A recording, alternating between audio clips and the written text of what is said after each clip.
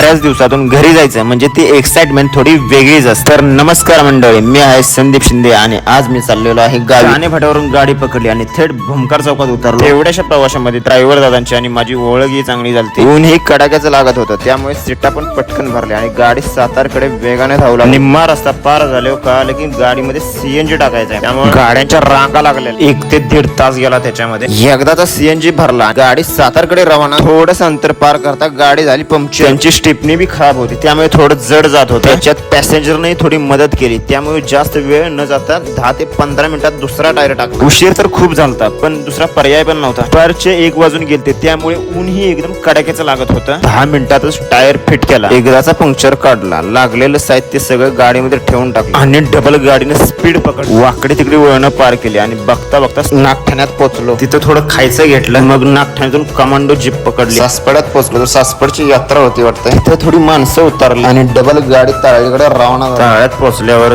जोडीदार होतच, मग काय एका रेषेत गाव गाठलं। लवकरच भेटूया पुढच्या ब्लॉग मध्ये।